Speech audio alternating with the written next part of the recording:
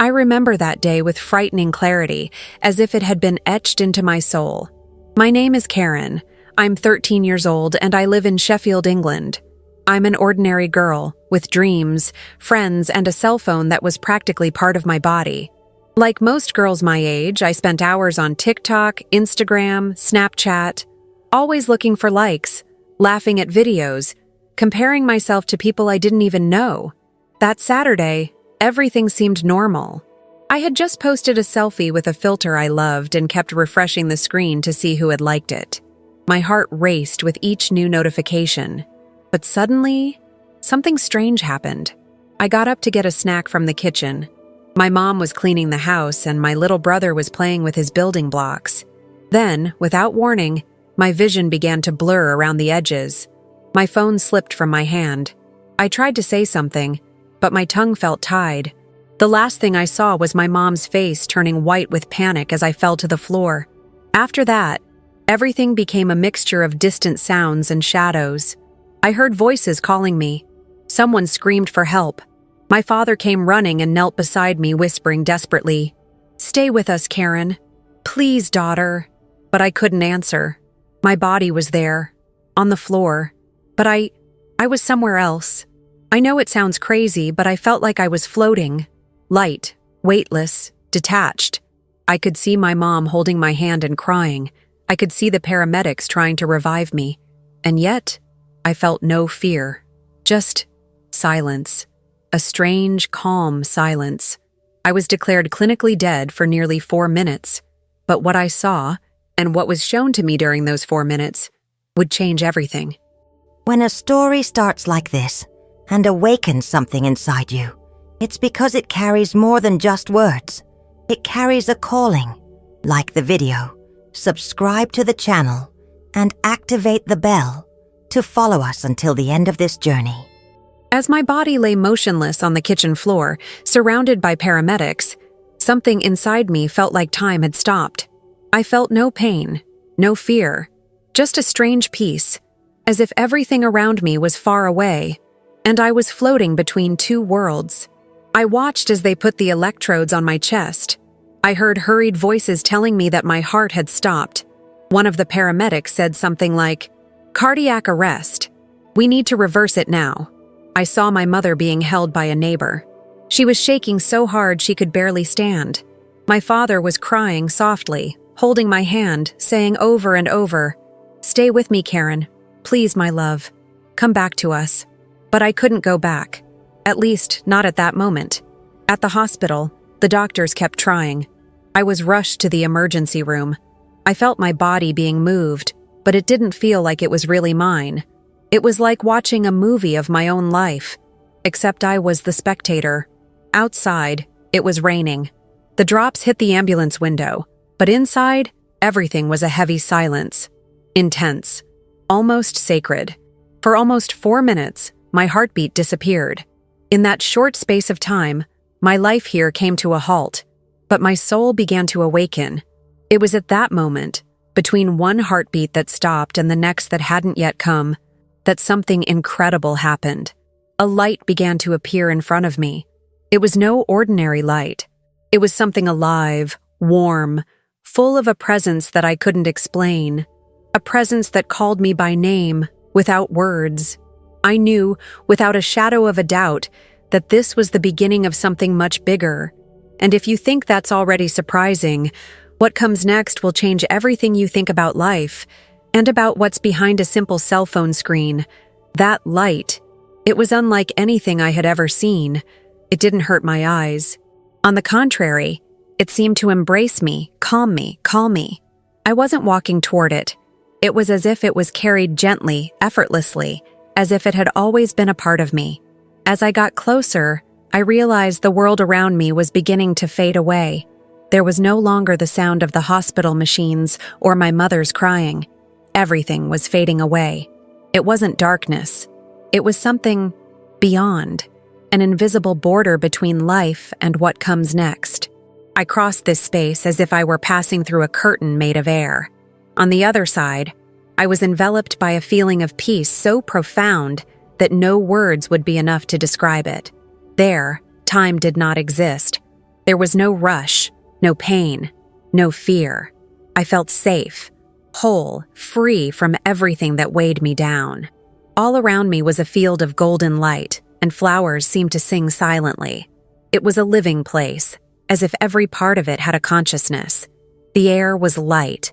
Everything was made of a beauty that could not be compared to anything on earth. And even though I didn't know exactly where I was, I felt that I was home. It was then that I realized I was not alone.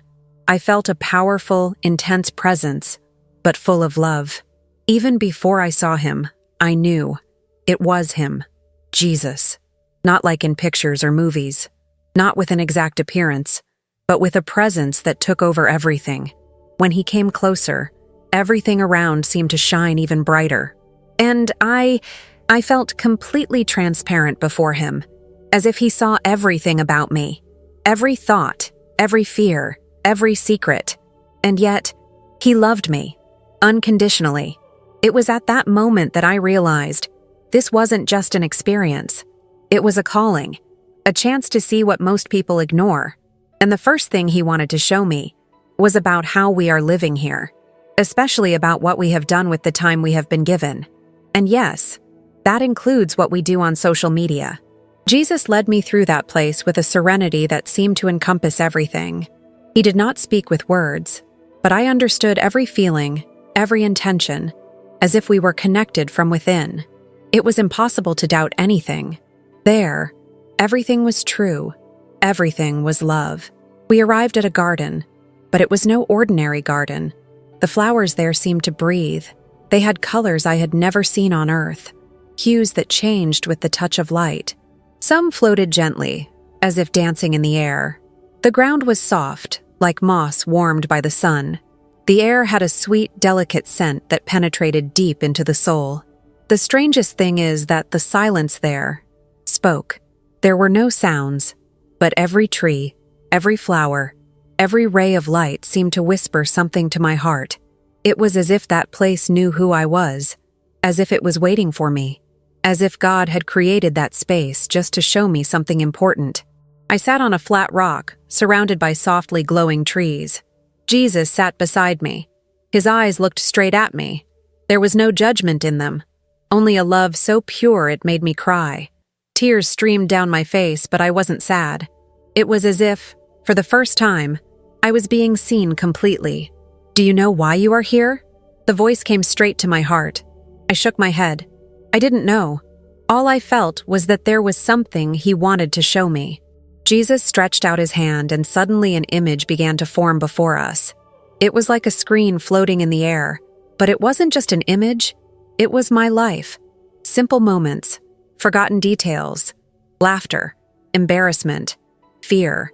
I saw myself growing up, playing, crying, smiling, but there was something in common in almost every scene.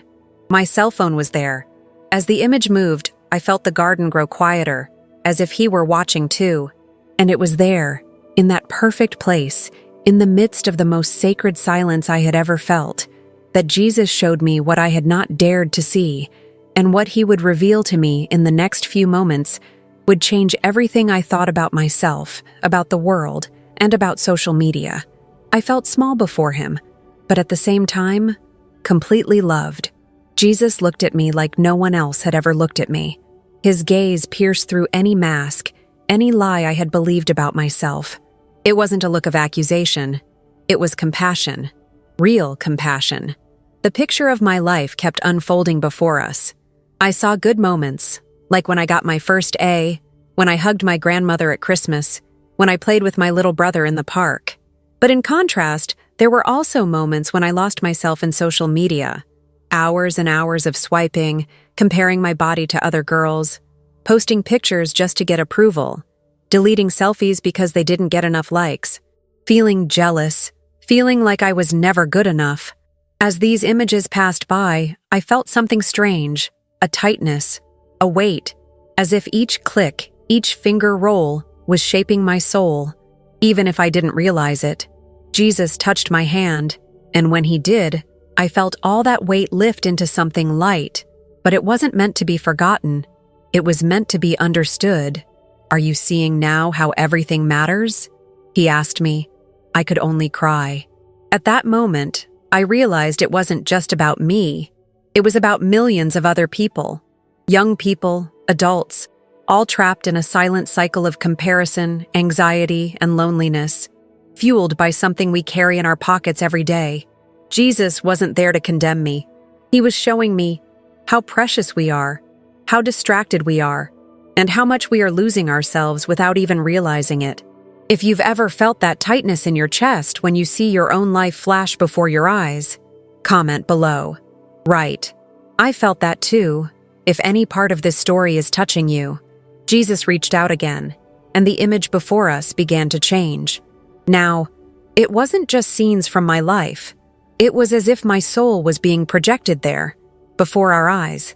I saw emotions, thoughts, hidden intentions, things that I myself didn't want to admit, but that were now as clear as the light in that garden. It was like a mirror, but not a physical mirror. It was the truest reflection of who I was inside. I found myself smiling at others, but feeling envious inside. I found myself posting happy pictures while crying in the bathroom after seeing other girls' bodies. I found myself laughing at offensive videos just to feel included. And most painfully, I found myself ignoring my little brother, my mom, my dad, all because of a notification on my screen. Every swipe, every like, every comment seemed to leave an invisible mark, like emotional scars I didn't know I was accumulating. Jesus looked at me, and without saying anything, showed me what those choices were doing to me. Not in the body, but in the soul. I've seen times where I stopped helping someone because I was too busy online. I've seen conversations where I've been cruel or indifferent just because I wanted to appear cool on social media. I saw the amount of time I traded for validation, time I could never get back. "All this leaves marks," he said sweetly, "but I can heal each one." It was at that moment that I felt the real weight of social media, not as a simple pastime, but as a massive distraction, an escape, a trap that, little by little, takes our attention away from what really matters. And then Jesus showed me something even more profound: time. He made me feel how precious time is. Every minute is a gift, an opportunity to love, to grow, to serve. And yet I saw clearly how many hours I had wasted, not living, but existing passively in front of a screen. He did not accuse me. He set me free. Each truth revealed was like a light entering a dark room of my soul. In that mirror, I saw who I was, but also who I could be. With tears in my eyes, I could only whisper, "Pardon me," and Jesus just smiled. A smile that dissolved all the pain. A smile that said, "I've always been here." After Jesus showed me the mirror of my soul, I thought I had seen it all. But what came next was even more intense. It wasn't just about me anymore. It was about all of us. He extended his hand and, like a new landscape appearing before my eyes, I saw thousands of people, millions. It was as if I were looking at all of humanity. Every face was real. Each one had their own story, their own dreams, their own pain. But there was something in common among almost all of them. They were looking down, glued to their cell phones. Some smiled, others cried silently. And the scariest part, many seemed empty. Their eyes were open, but their souls erased. Jesus made me feel what they felt. The anxiety of not feeling good enough, the dependence on likes, on approval, the fear of being forgotten, the addiction to checking notifications every 5 minutes, as if the next message could fill the void that was growing inside. I saw a beautiful girl looking at herself in the mirror, hating herself after spending hours comparing herself to influencers. I saw a 12-year-old boy isolating himself, feeling weak because his videos hadn't gone viral. I saw adults ignoring their young children while laughing at short, meaningless videos. I saw couples sleeping back to back, connected to the world but disconnected from each other. Social media, which seemed harmless, was creating invisible chains. Chains made of comparison, distraction, emotional dependence. Chains that no one saw, but that were capturing millions of hearts. "They don't realize," Jesus said sadly. They are becoming slaves to what they were created to serve. And then he showed me something that gave me chills. A giant clock, floating in the sky. The hands were turning too fast. It was time, running out, a time that would never come back. And all the while, I saw thousands of souls looking down, as if they didn't realize they were missing what really mattered. Family, friendship, presence, purpose, faith. All of this was being exchanged for an illusion of connection, a constant distraction, endless content, and no depth. Jesus looked at me seriously, and in that look, there was a call. You need to tell them this. They need to wake up. There's still time, but not for long. I felt the urgency. The world didn't need more funny videos. It needed truth. It needed awareness. It needed the courage to break free from the invisible chains and live for real. And there, for the first time, I understood. I had a mission. After seeing the invisible chains that were binding millions of people, I thought my heart could no longer bear to feel. But then, Jesus showed me something even deeper and more painful. The scene changed. I was in a dark place, but it wasn't an ordinary darkness. It was a kind of emptiness, a space where emotions were almost palpable. And in the midst of that heavy silence, I began to listen, shouting. But they weren't loud screams. They were muffled, whispered, suffocated screams. Screams that came from inside people, young people, adults, even children. Screams of despair, of loneliness, of silent pain. These are the ones that nobody sees, Jesus told me. Those who smile on the outside, but scream on the inside. I saw a teenager posting a photo of herself smiling, while minutes before she had torn up letters she had written asking for help. I saw a boy writing, "I'm fine," in a group of friends, while he was crying hidden behind his bedroom door. I saw mothers feeling useless, men silently struggling with dark thoughts, children feeling forgotten. All this, behind perfect screens. Jesus showed me that the problem wasn't just the time spent on social media. It was what they were doing to people's hearts. How they were teaching us to hide, to filter out pain, to silence our anguish with short videos and automatic reactions. I saw a thin line, almost invisible, connecting each person to thousands of others, as if each one were hanging by a thread of attention.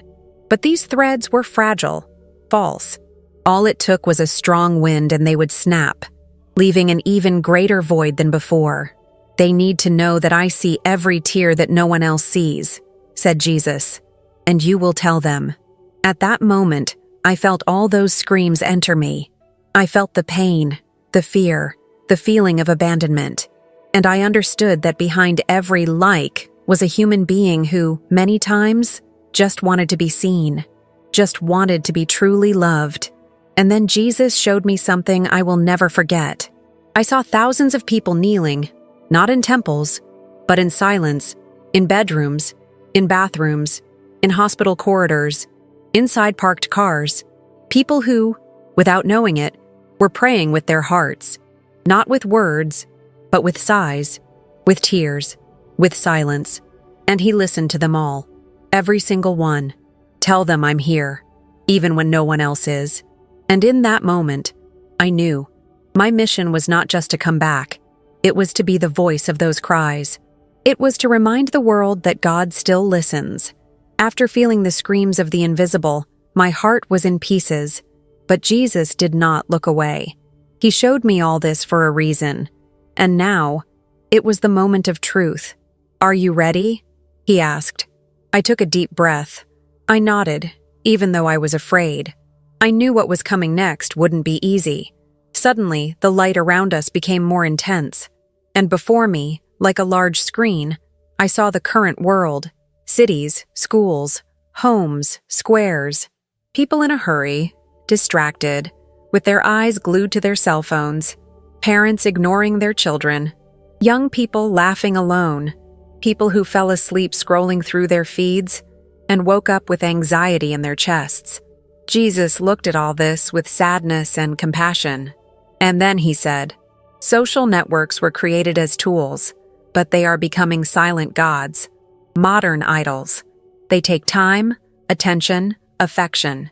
Many exchange me for likes, for status, for human approval. Each word of his went deep, like a blade cutting through the lies inside me. He showed me people spending hours a day connected to an unreal world. People who knew everything about celebrities, but didn't even know what their children were feeling. People who followed influencers but no longer listened to their own conscience. And then, he showed the future. I saw a generation growing up without an identity, just imitating what they see. I saw children learning more from videos than from their parents. I saw relationships falling apart because digital presence became more important than physical presence. I saw souls growing sick in silence, because no one knew how to really talk anymore. Jesus said in a firm voice, "If the world continues on this path, there will be more and more loneliness, more pain, more empty hearts. But there is still time." He looked into my eyes. It was the most serious look I've ever received in my life. "You will come back. And when you come back, you will tell everything. You will warn, not with fear, but with love. Because those who love, warn." I felt something burning inside me, a mixture of pain and purpose. It was a burden, but also a mission. "But you will also have a choice," he completed. "Return, or stay." I remained silent. Part of me wanted to stay there forever. The peace was perfect. There was no pain, no fear, no pressure, but something kept pulling me back. Something that told me my story wasn't over yet. Jesus smiled. "You will know what to do, and when you wake up, remember, use your voice. The world needs the truth, my truth." And in that moment, I knew I was about to return. I stood before him, my heart feeling torn between two worlds. Part of me wanted to stay there forever, where there was no pain, no judgment, no rush, where everything made sense. But another part felt like there was still something I needed to do. Jesus didn't pressure me. He didn't demand anything. He just looked at me with love and truth. "You can choose," he said. "Stay or go back." I looked around. The light, the peace, the lightness. It was all so perfect. But then, like a soft whisper, images began to flash through my mind. My mother's face crying beside the hospital bed. My father holding my hand. My brother waiting for me with that toy I promised to fix.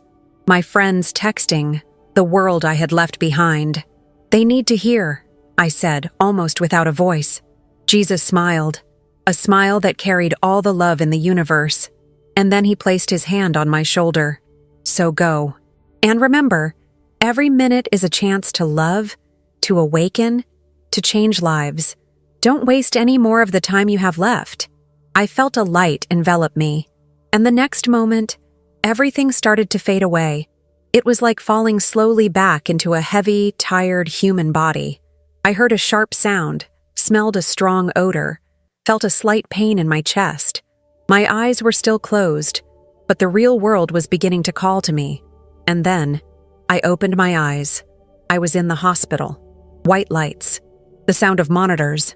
My mother let out a cry of relief and hugged me so tightly I could barely breathe. My father cried without saying anything. The doctors were in shock. "She's back," one of them whispered. I went back, but I came back different. In the following days, I remained silent, observing everything, feeling everything more intensely. Every gesture, every word, every look seemed to have a new meaning. It was as if I were seeing the world for the first time, with the eyes of my soul. I knew what I had to do. That experience couldn't be just me. It wasn't just mine. Jesus gave me a mission.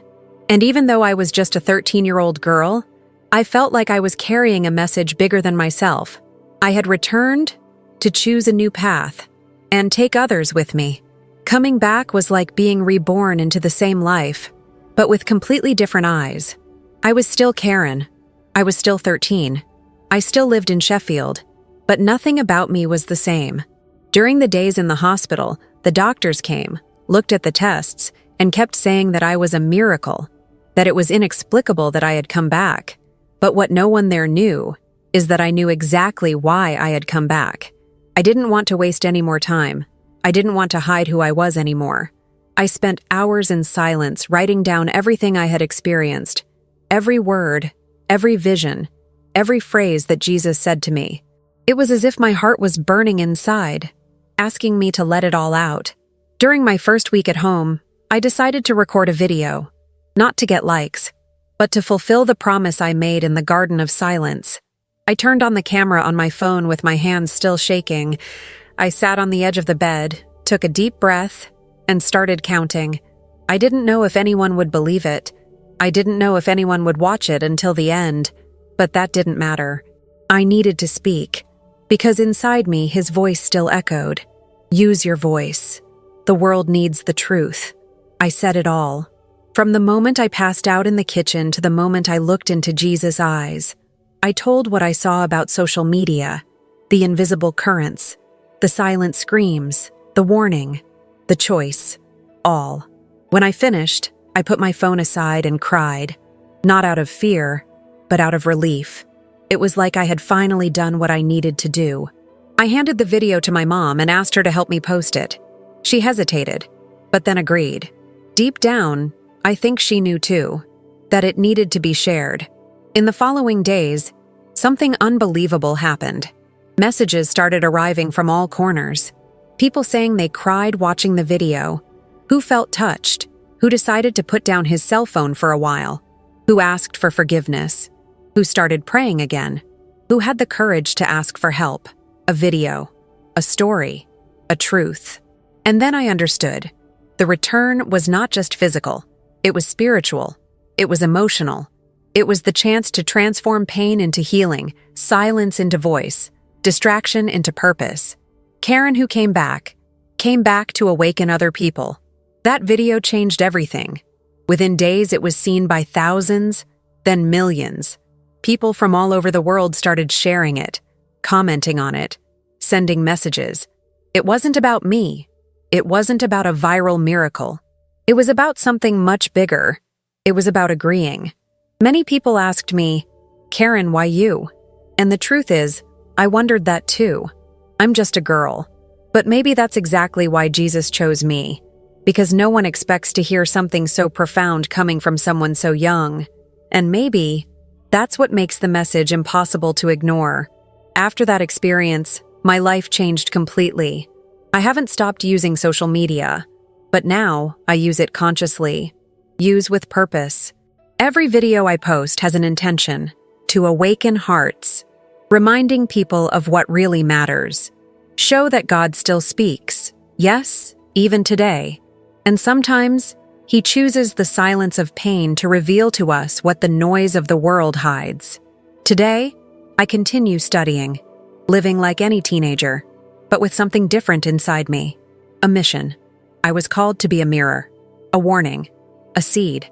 And even when the world wants to silence me, I will continue to speak, because I saw, I lived, I was touched by the truth. And you, who are listening to this now, don't think it's by chance. You have been chosen to hear this story. Maybe because you are feeling stuck, tired, too distracted. Maybe because you have also screamed in silence. Or maybe because God is trying to speak to you. And this is the moment. Do not ignore this call. The world doesn't need more distraction. It needs presence, real love, reconnection with what your cell phone doesn't show, what's going on inside your soul. If this message touched your heart, don't keep it to yourself. Share it, spread it, be the voice that awakens others. Because sometimes all someone needs to change their life is a story. And if my story touched you, then now it's yours too. If you felt the voice of God through this story, don't ignore it. This was no accident. When something touches you so deeply and ignites something inside you, it's a sign that it's not just a story, it's a calling. Subscribe to the channel and continue this journey of faith, hope, and transformation that has already begun within you. If you made it to the end, comment below, I heard the call. This will show that you have been touched and may inspire others to listen too. When a message awakens something true within us, it is natural to want others to be touched as well. Leave your like and help this seed of faith and hope reach other hearts that also need transformation. Something even stronger awaits you. The next video is already on the screen, and maybe it's exactly what your soul needs to see right now. Click and continue this journey.